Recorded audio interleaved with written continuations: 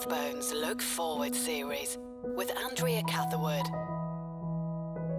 I'm Andrea Catherwood and welcome to the latest episode of the Rathbones Look Forward series. I'm talking to some of the great thinkers, journalists and writers of our time, focusing on the future of our changing world. Today we focus on the future of work with Daniel Susskind, author, Oxford economist and former government advisor. His latest book, A World Without Work, is a visionary account of how technology will transform the world of work and indeed leisure, and what we should all do about it.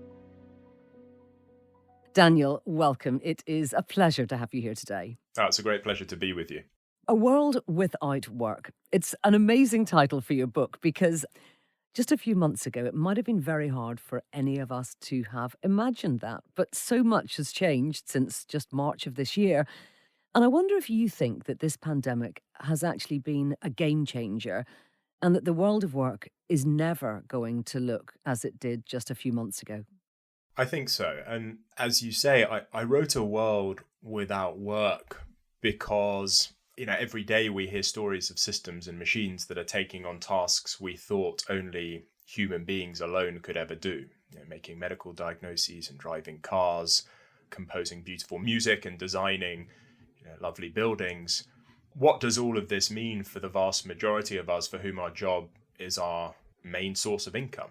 And I wrote this book because I didn't think we were taking seriously enough the threat of a world where there isn't enough work for human beings to do because of just this relentless advance of technological progress. And what's so striking about the moment we now find ourselves in is that we find ourselves in a world with less work, not because the robots took all the jobs, but because this virus has just completely decimated the demand that so many of these jobs rely upon.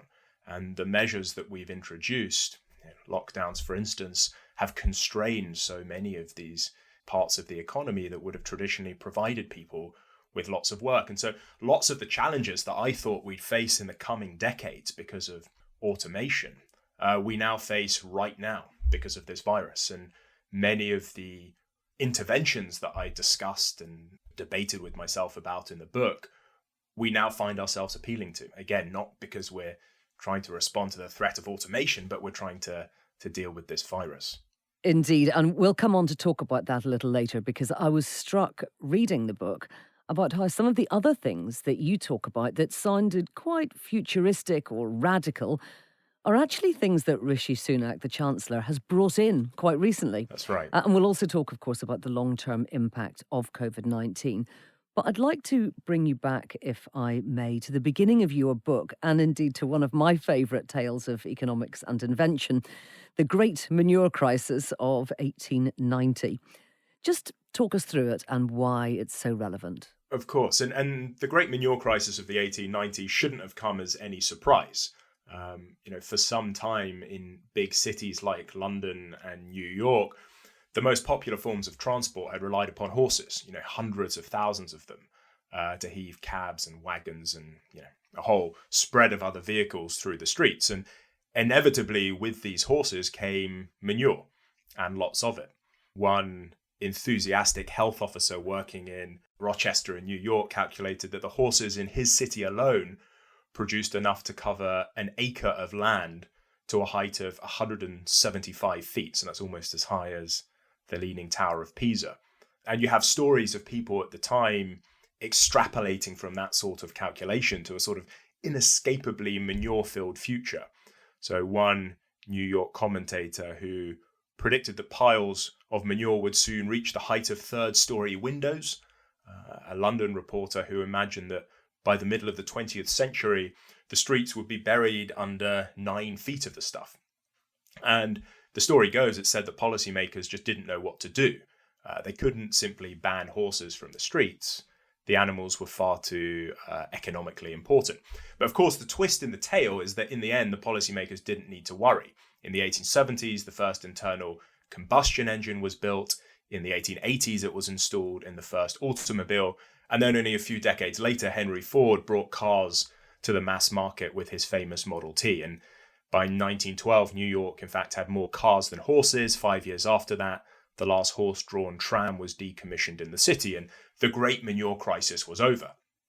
And in most versions of this story, the decline of horses is sort of cast in an optimistic light. It's a tale of technological triumph.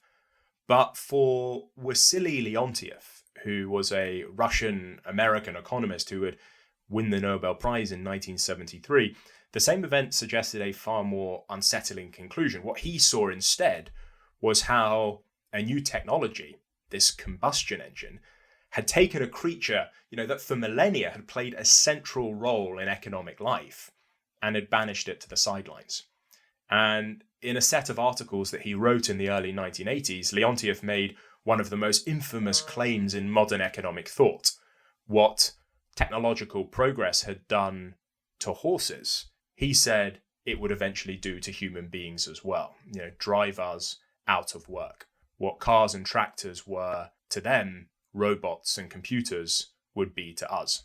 And today the world is gripped again by Leontief's fear. So in the US, 30% of workers now believe their jobs are likely to be replaced by robots and computers in their lifetime. In the UK, the same proportion think it could happen in the next 20 years. And in this new book that I've written, A World Without Work, what I'm trying to do is explain why we have to take these sorts of fears seriously. Not always their substance, and I explain why, but certainly their spirit. Daniel, it's worth saying, isn't it, that throughout the last few hundred years, often people have worried that they are going to be replaced by machines, and indeed leading economists have predicted it before, and their fears were misplaced. Machines have always actually meant that there was more work created, a bigger economic pie. Why did they get it wrong then, and why do you think that it's different this time round? That's absolutely right. And I think any account of the impact of technological change on the world of work has to start from the fact that, ever since modern economic growth began, people have sort of suffered from periodic bursts of anxiety about the machine of the time taking over their jobs. And yet time and again, they've turned out to be wrong. In general, there's always been enough work for human beings to do. That has to be the starting point, and that's the starting point of the book. The short answer to the question, why is it that this time is different, is just simply that these systems and machines are becoming increasingly capable. They're just gradually but relentlessly taking on more and more tasks and activities that until recently we thought only human beings alone could ever do.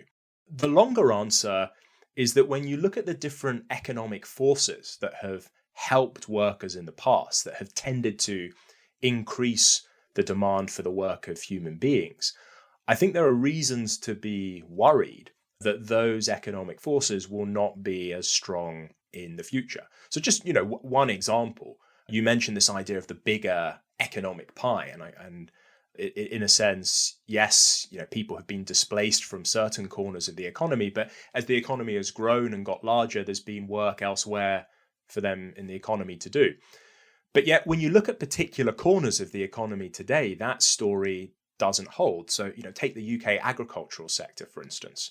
This part of the British pie has grown dramatically over the last century and a half, but it's not created more work for people to do. British agriculture now produces 5 times more than it did back in 1860, and yet it only requires a tenth of the workers to do it. It's the same story in manufacturing in the UK. The sector now produces about 150% more than it did in 1948, but it requires 60% fewer workers to do it. And that's the sort of story I'm trying to make sense of in the book, that when you look at these forces that might have helped workers in the past because of this relentless advance of technological progress, it's not obvious that those forces are going to be as strong in the future. I wonder if you can give us an idea, a flavour of what the future looks like. I mean, I was struck in the book you talk about Balfour Beatty, a major construction company, saying that on construction sites, they're aiming for them to be human-free by 2050. So just give us a taste of the kind of jobs that you think AI can actually take away from humans in the next 20, 30 years.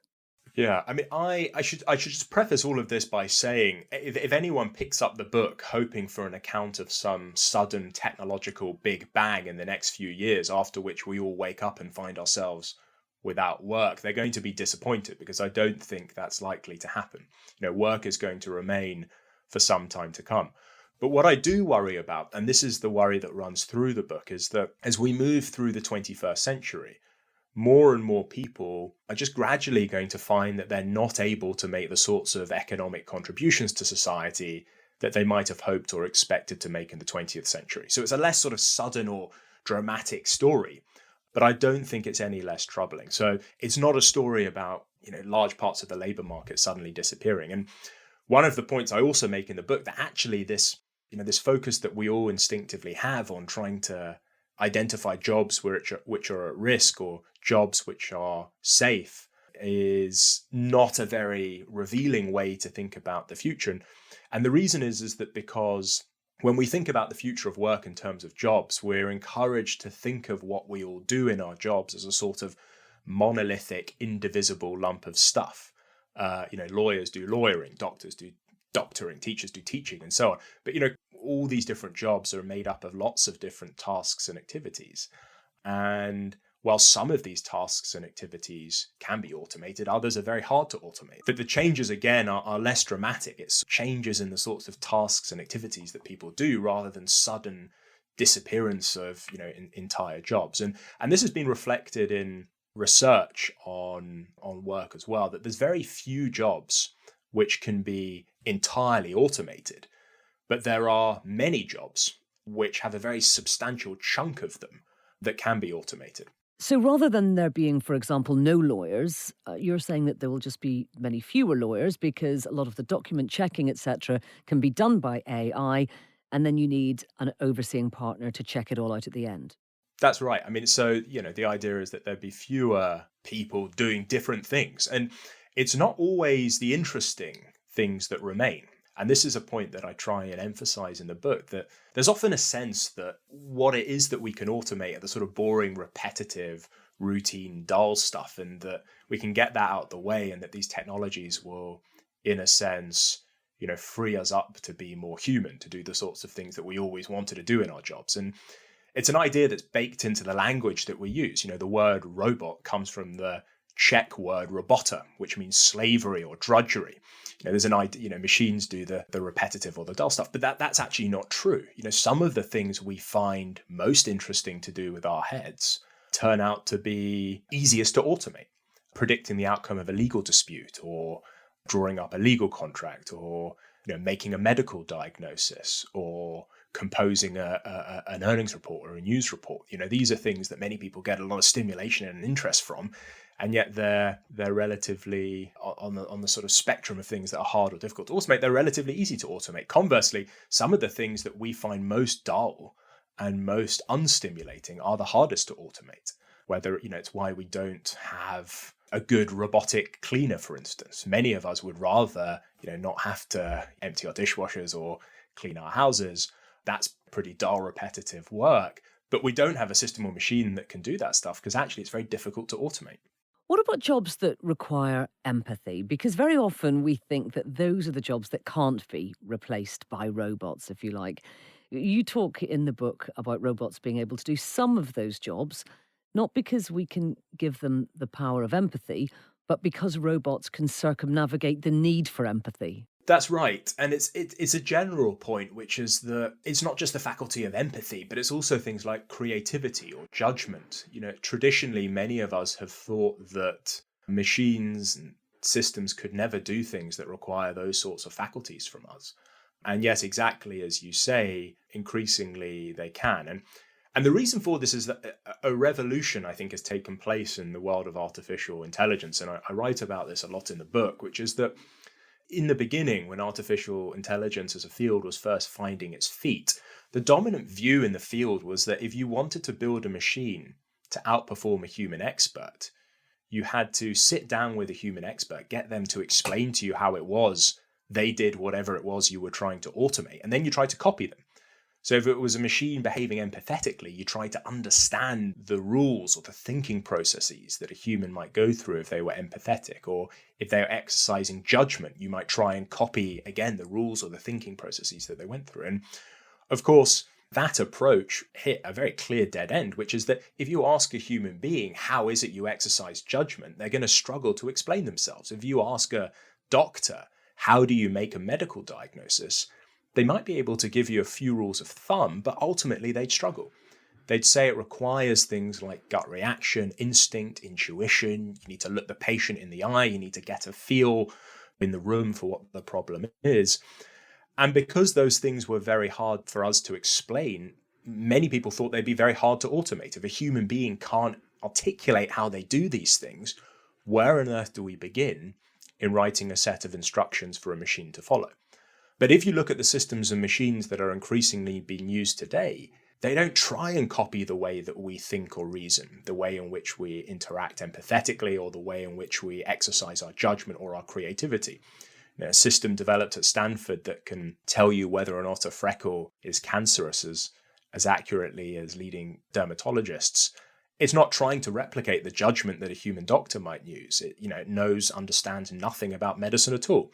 It's got a database of about 130,000 past cases, and it's running what's essentially a pattern recognition algorithm through those cases, hunting for similarities between them and the particular photo that you've given it. It's performing the task in an unhuman way, based on the analysis of more possible cases than any human doctor could hope to review in their lifetime. It doesn't matter any longer that doctor can't explain how they make the medical diagnosis. And that's what we're seeing more and more of in the world of artificial intelligence. And that's why a whole realm of activity that we traditionally have thought was out of reach, because we struggle to explain how we do it, is increasingly within reach of these systems and machines. Daniel, I want to come on to talking about education later, Yes. but I do want to ask you just one question, because I'm sure a lot of people listening are going to be saying, okay, I get that lots of jobs are going to disappear, but surely we need to be educating ourselves and indeed our children to be able to work and to be able to adapt to the jobs that are left or the jobs that are created, because that's always worked in the past. You feel that it's not going to work this time. Why? So I think for some time it is going to work, in the sense that for some time I think education is going to be our best response to the challenge of technological change. I think in the book I distinguish between two types of technological unemployment, two different ways that people might find themselves without work because of technological change. One is what I call frictional technological unemployment, where there's still work to be done. The challenge is, for various reasons, people just can't take up that work. The second is the more troubling one, which is structural technological unemployment, which is, where there just simply isn't enough work, full stop. But for now, I think the challenge is a frictional one. If we look at, for example, manufacturing jobs, and a lot of people don't necessarily have the skills to adapt, and they're not flexible enough to find new work. That's exactly right. And I think, so one of the clear reasons that people can't move to take up the work that's available is because they lack the skills to do that work. And clearly, in response to that, our best response is, more educational. And when I say more education, I mean not simply thinking about what we teach people, but how we teach them, and then when in their lives we teach them as well. And we can talk more about that in a moment. But even when the challenge is frictional technological unemployment, education can't necessarily solve everything. So think your example of people displaced from manufacturing roles is a really interesting one, because if you look at men of working age in the United States who have been displaced from manufacturing roles by new technologies, there's quite an interesting line of thought that says the reason they're not taking up work elsewhere in the economy isn't because they lack the skills to do that work. There's actually a view that they'd rather not work at all than take up, and it's a really unfortunate term, it's the term pink collar work, but it's designed to capture the fact that many of the jobs that are being created and are out of reach of machines are disproportionately done by women. So, more than 90% of kindergarten and preschool teachers in the US are women, more than 80% of nurses and 80% of social workers are women. And there's a view that, the reason that men of working age displaced from manufacturing aren't taking up these jobs is not because of a skills mismatch, it's an identity mismatch. They have a particular conception of themselves, and they're willing to stay out of work in order to protect that identity. And it's not obvious to me that our traditional educational response is going to be sufficient to get people to take up that work. We need a broader cultural and societal change with respect to how we think about the work that has to be done in the economy. There's also just the blunter point, which is that alongside the skills mismatch and the identity mismatch is the place mismatch, that people just might not live in the place where jobs are being created. There was a time, at the start of the internet, when people thought that, these sort of worries about place wouldn't matter anymore. People spoke about the death of distance and how the world is flat. But actually, in looking for work today, where you live matters more than ever. And again, it's not obvious to me that more education can necessarily resolve that place mismatch either. You've given us some fascinating statistics in the book that help make clear the impact that technology is having on the workforce. For example, you say that in 1964, the most valuable company in the US was AT&T, which had about 760,000 employees.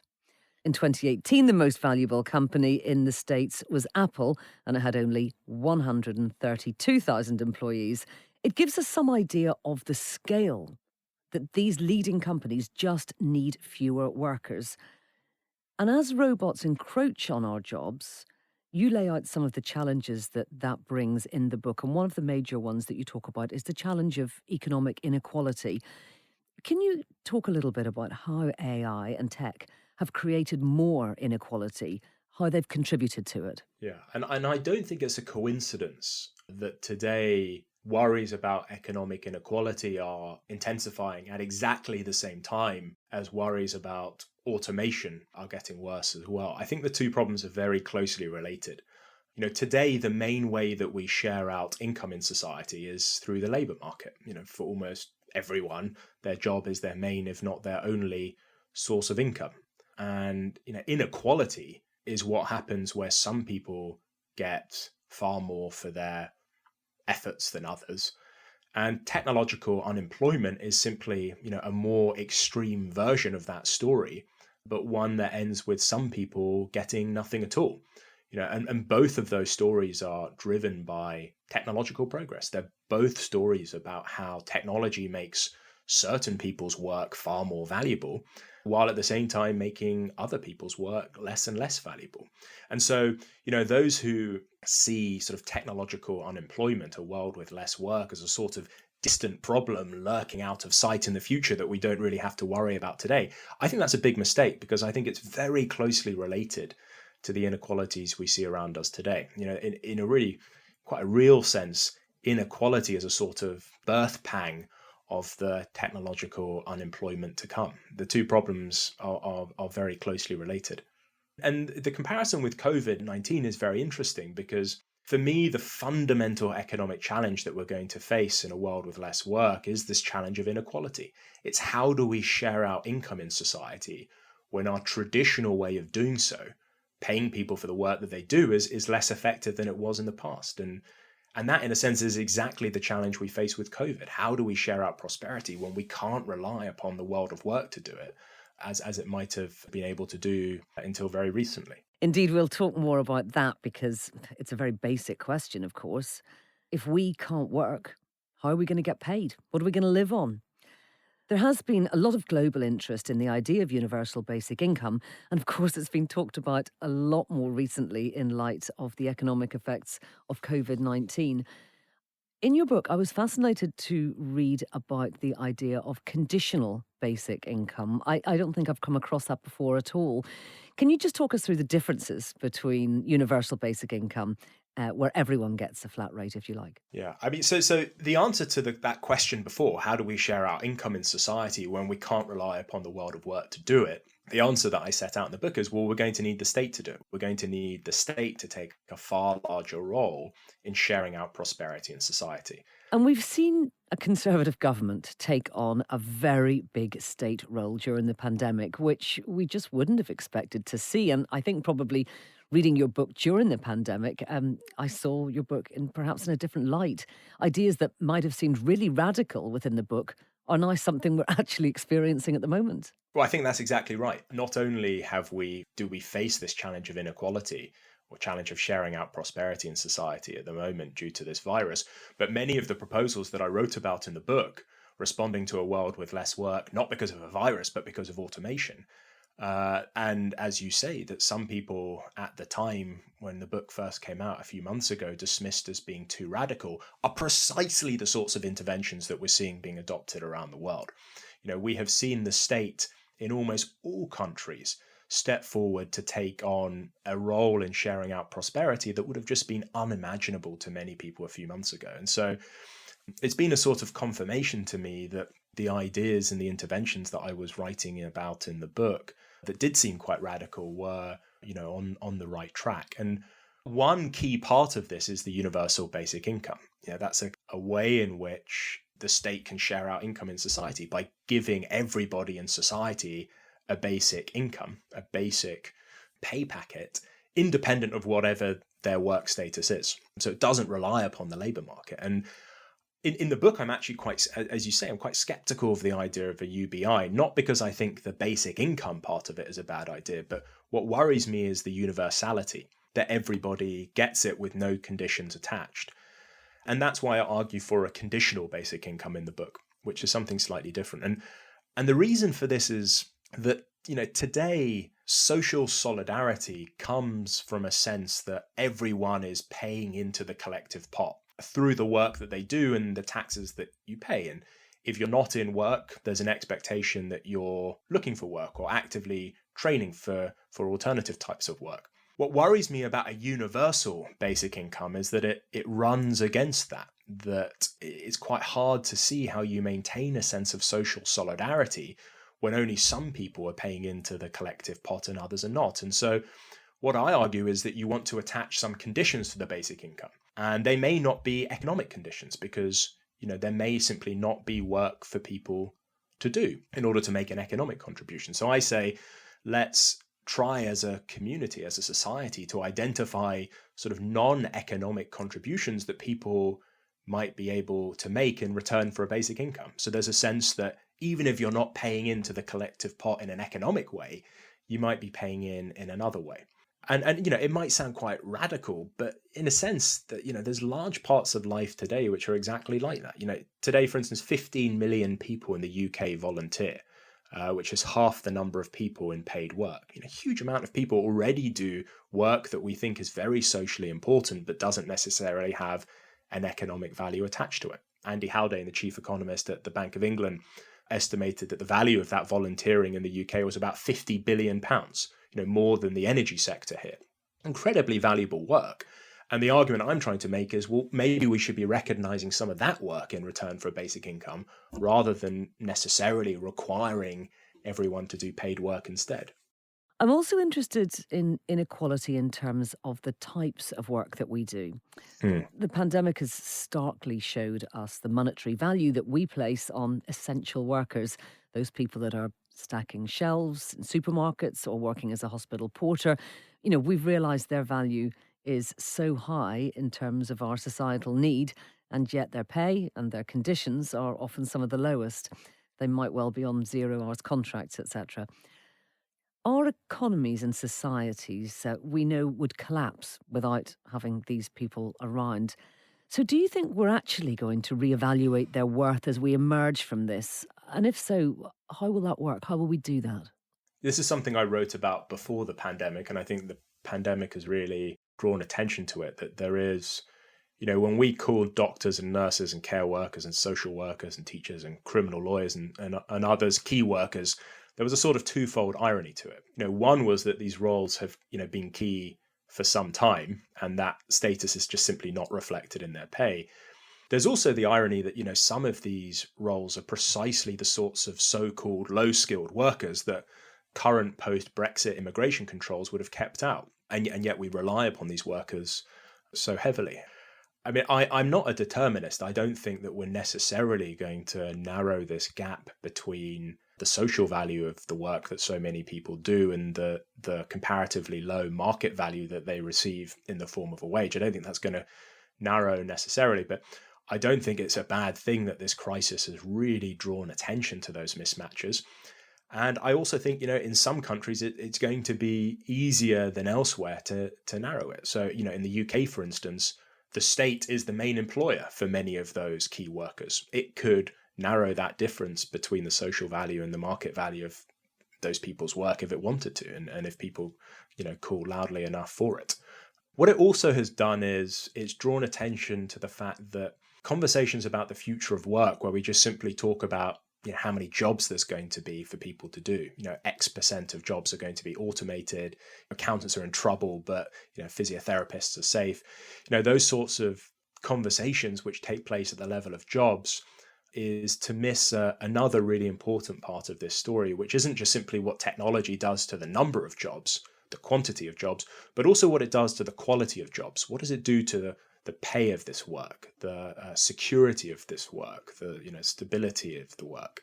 And there's a good argument to be made, and I try and make this in the book, that well before we'll see the impact of technology having a harmful effect on the number of jobs, we'll see it eroding the pay and the quality and the security of many of these jobs before then.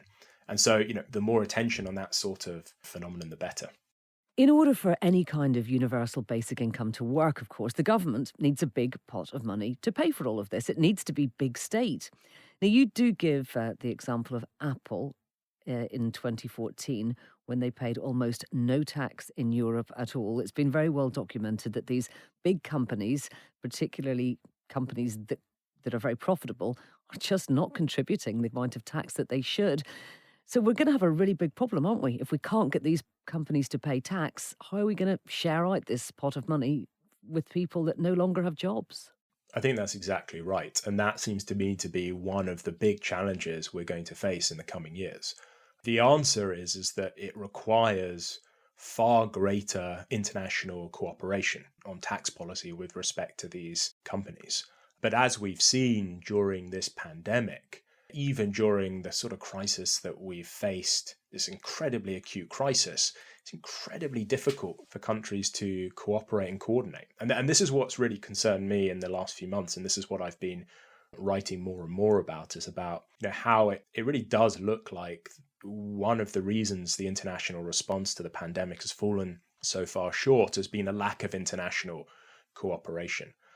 We are going to have to do far more to build stable multilateral institutions that can support international cooperation, not simply to respond to this pandemic or the next pandemic, but also to respond to these other global problems that we face, partly taxation of large multinational companies, climate change, the other impacts of automation, the impact of automation in developing countries, what we do about building regulatory frameworks for large technology companies. All of these, it seems to me, require more and more international cooperation. They're not problems that an individual country can solve by themselves. Let's talk about the power of large tech companies. The big five at the moment, of course, Apple, Amazon, Google, Facebook, and Microsoft. Now, in the 20th century, you say that our concerns were really more about the economic might of the companies. In the 21st century, our concerns are shifting to how to constrain their growing political power. Now, we've seen the impact, for example, of Facebook in the US presidential election. So tell us a little bit more about the connection with that growing political power and the changing world of work and how you see this developing. I don't think you can talk about the future of work and the impact of technological change on the future of work without also paying attention to the large technology companies who are responsible for developing these technologies in the first place. It seems to me that a distinguishing feature of the years to come isn't simply that technology is going to have a big impact on the world of work, but it's also that our lives are going to increasingly become dominated by a small handful of large technology companies. And exactly as you say, I think in the 20th century, our main concern with large corporations has tended to be concerns about their economic power, concerns about things like profit and pricing and market concentration. That's the language in which we've tended to worry about the power of large companies.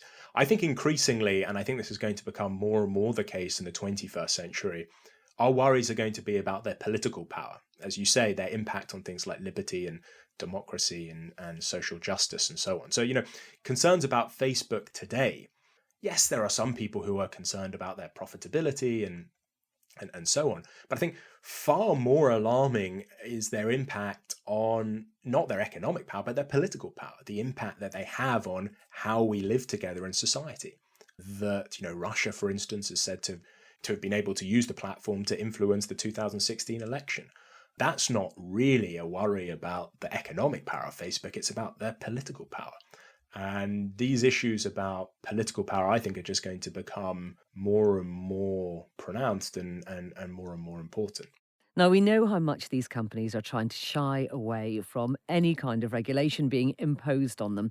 All their CEOs will tell you when they speak, which we know isn't very often, about how they can self-regulate.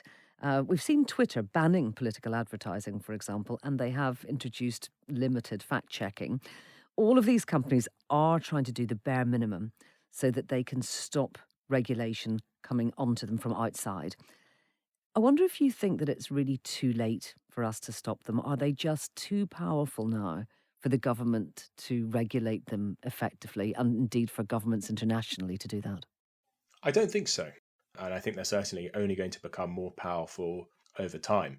This question of should we allow them to self-regulate, I think, is a very interesting one. I think clearly that's not going to work. I mean, in part, you might question their motivations. You might question, are they really willing to self-regulate? But even if they were willing to self-regulate, there's a sort of deeper question about whether or not they're capable of doing so. Software engineers, on the whole, are not hired for the clarity and the precision of their sort of moral reasoning. That's not why you hire great computer scientists. So you might worry about whether or not these technology companies, even if they were willing to self-regulate, were actually capable of doing so. I also don't think it's possible that we can simply turn to the state and ask the state to do it. There are some people who say that in response to these challenges, we ought to, nationalize large technology companies. We ought to treat them like sort of public utilities. But there's no reason to think that the state is necessarily immune from these sorts of challenges either. If you look, for instance, at China and how it uses technology, for instance, with its social credit scores, ranking all its citizens according to their behavior. Facial recognition systems as well. Quite. So there's no reason to think that that sort of alternative extreme, which is that we ought to just nationalize things, is going to solve the problem either. And what I think is that we need a new institution analogous to competition authority or antitrust authorities, which are set up to interrogate the economic power of large companies.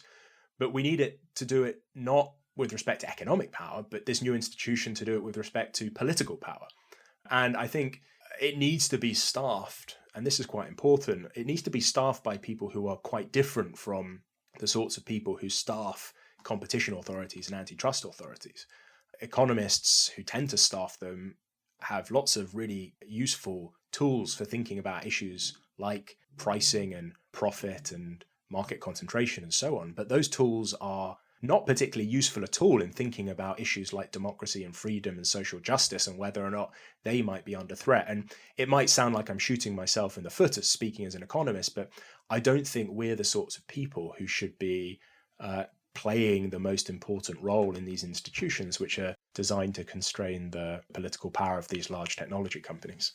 Not easy to set up, though, because presumably you're talking about global institutions here. I mean, they would have to be able to reach across borders. This is a really interesting question about to what extent does the regulation of these large technology companies need to be global, or to what extent does it need to be national? And my sense is that it's not obvious that we necessarily want a global set of regulations that impose the same obligations on technology companies in all different parts of the world. We might want regulations in particular jurisdictions, in particular countries, that reflect the particular political preferences and moral positions of that particular community. that Twitter in the UK, it's regulated according to norms of free speech, for instance, that are upheld in the UK, but might be slightly different elsewhere in the world. It's not obvious to me that we necessarily need a global framework for everything. I mean, this is something that my brother, Jamie Susskind, has written a lot about. He's written a book called Future Politics, looking at the impact of technology on our political lives. And this is an issue I know that he is grappling with at the moment, because it's not obvious that a global regulatory framework is the right response. Just briefly, with what's been happening at Facebook at the moment, we've seen a growing list of companies, some of them really major ones, including Coca-Cola, Unilever, Starbucks, pulling advertising from Facebook, and that is, of course, their main source of revenue. I wonder if you think it's possible that other companies can end up influencing what happens to these big tech companies more than governments can. It may do. The behavior of both these companies in boycotting technology companies, or indeed individuals in sort of voting with their feet. But it worries me a little bit, this idea that the way in which we resolve these problems is by sort of having a free market for morality, where people's consumption or advertising decisions determine the sort of moral positions that these large technology companies take. I think we need something more than that. And that's why I think we need an institution which is dedicated to studying the political power, trying to understand the political power of these large technology companies, and is then empowered to act in the way that, a competition authority or an antitrust authority might be able to. We need something more institutionalized, something more formal. So, I think this sort of market for morality might have some impact, but I don't think it's enough. Daniel, you argue persuasively in your book, A World Without Work, that many people just won't have jobs in the future. And yet, for most of us, it's work that gives life meaning and purpose to an extent. The threat of technological unemployment would deprive a lot of people not only of their income, but in a very real way of their sense of self, their significance. Why do you think that work has become so central to our identity? It wasn't always this way, was it? No, it wasn't. And I think instinctively, many of us, as you say, tend to think there's an important link between the work that we do and the sort of person that we are.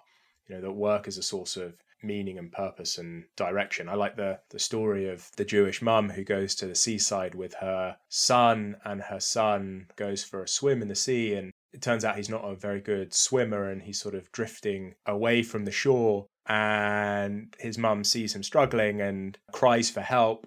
Help, my son, the doctor, is drowning. And what I like about that is that it captures this idea that the work that we do is not simply a source of income, but it also, for many people, it's said, is a source of identity and meaning and purpose. And so a world where some people aren't able to find work is not simply a world where they might struggle to find an income, but it's also one where they might struggle to find meaning as well.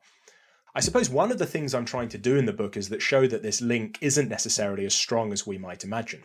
And you can go far back, as you suggest, but you actually don't have to go that far back. I mean, today, for instance, almost 70% of workers in the US are either not engaged or actively disengaged from their work. Only 50% say they get a sense of identity from their job. In the UK, almost 40% of people think their work doesn't make a meaningful contribution to the world. So even today, this relationship between work and meaning, my sense isn't as strong as commonly supposed. And it's also the case, exactly as you say, that if you go back to ancient times, you get a very different relationship between work and meaning. Work is thought of as a sort of prohibitively grubby affair. The ancient Egyptian city of Thebes, the law stipulates that nobody can hold office unless they've kept away from trade for 10 years. In Sparta, the law forbade citizens from productive work. Plato and his famous student Aristotle both held work in really low regard and thought that meaning could only really come through leisure. And that's what I'm trying to do in the book, is just show that this relationship between work and meaning isn't necessarily as strong as commonly supposed, either in this present moment or through time. Now, you make the point that it's not only that being at work is seen as a positive, but also the reverse. When people don't have a job, it's often considered a negative, something indeed worthy of shame.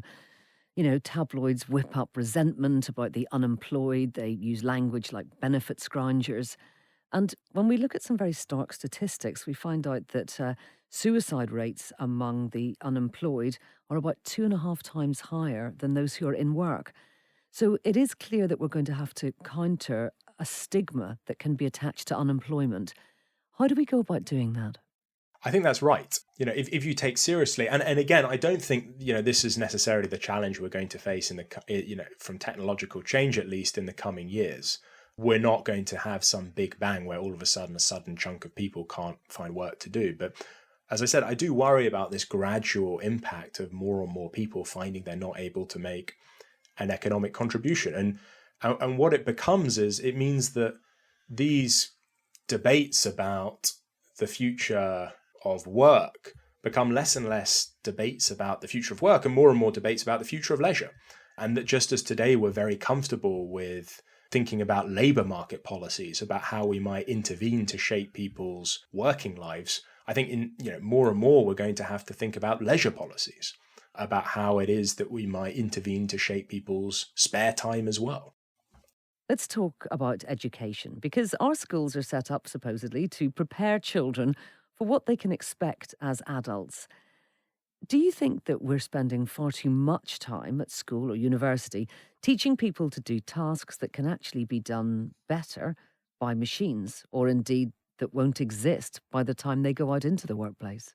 That's certainly one of my worries, that when we think about what we're currently teaching people, very crudely, we have two strategies. Either we want to be teaching people to compete with machines, to do the sorts of things that these systems and machines cannot do, or we want to be teaching people to build these systems and machines, to be the sorts of people who are capable of designing and operating these increasingly capable systems. What worries me is that when we look at what education systems are currently doing, many of them are doing precisely the opposite. In fact, they're teaching people to do exactly the sorts of routine activities that these systems and machines can already do.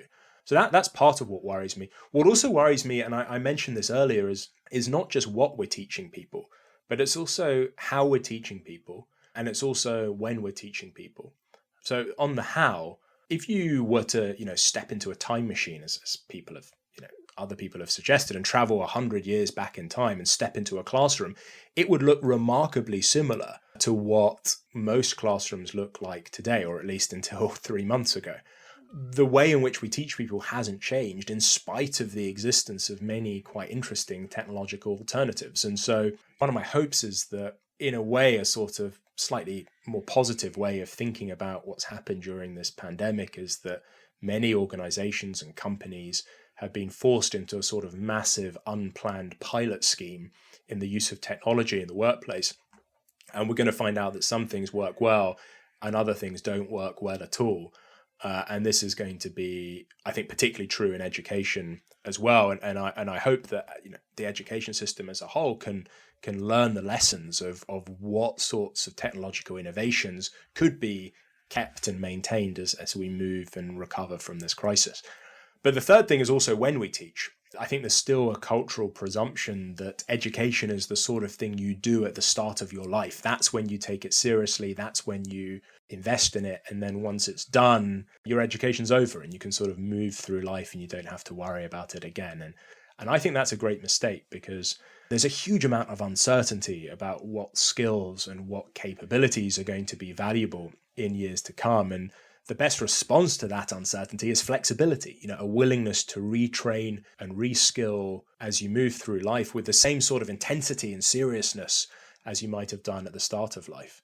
And that change from thinking about education as a sort of one-off thing you do at the start of your life needs to shift as well.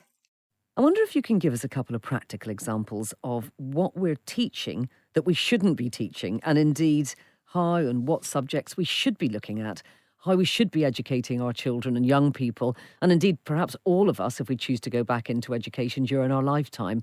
What are the skills that would be really useful? Yeah, so let me give you one example, which is that I think there's a growing recognition that computer science is an important skill or an important capability to have in years to come. As I said, you can either compete with machines or build machines. Being the sort of person who can design and operate these systems and machines is going to be a valuable thing to be able to do. To an extent, there's a recognition of this in the sense that, for instance, in England, the curricula have been reformed and to reflect this recognition that computer science is something that's quite valuable. And yet a recent survey of computer science teachers found that many felt quite uncomfortable teaching the material and many didn't have a background in it at all.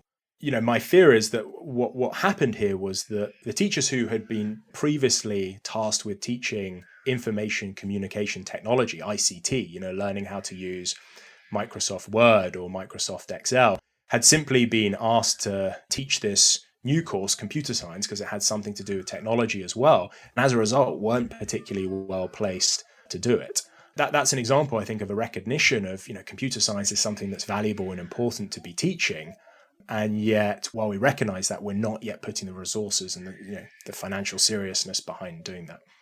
Daniel, despite the challenges we've discussed, you refer to your book as being fundamentally optimistic.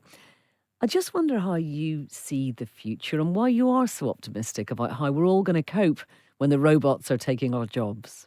Yeah. And I am optimistic, and I say that early on because I hope a sort of strain of optimism runs through the book. The reason for my optimism is that in decades to come, technological progress is likely to solve the economic problem that has dominated humanity until now. So, if we think of the economy as a pie, as economists like to do, the traditional challenge has been, well, how do we make that pie large enough for everyone to live on? At the turn of the first century AD, if the global economic pie had been divided up into equal slices for everyone in the world, most people would have received just a few hundred of today's dollars per year. Almost everyone lived around the poverty line. And if you roll forward 1,000 years, roughly the same would have been true. But what's changed is that over the last few hundred years, economic growth has soared. And that growth has, largely been driven by technological progress. Economic pies around the world have become much, much bigger. Today, global GDP per capita, the value of those equally sized slices of the pie, is already about $11,000 a year. As the great economist J.K. Galbraith put it, man has escaped for the moment the poverty which was, for so long, his all-embracing fate. And so, technological unemployment, in a sort of strange way, I see it as a symptom of that success. In the 21st century, technological progress is going to solve one problem, the question of how to make that pie large enough for everyone to live on. But as we've spoken about, I think it's going to replace it with three others. The problem of inequality, how do we share out that pie fairly? The problem of power, and in particular the political power of large technology companies. And then finally, this issue of meaning and purpose, how we provide purpose for people in a world where work might no longer sit at the center of their lives.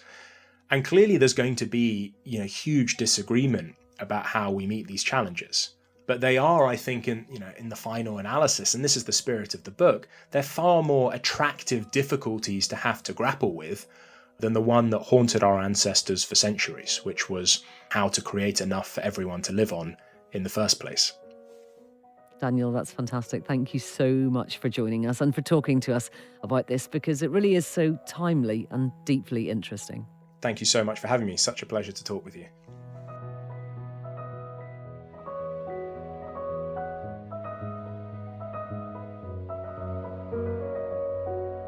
The Rathbones Look Forward series with Andrea Catherwood.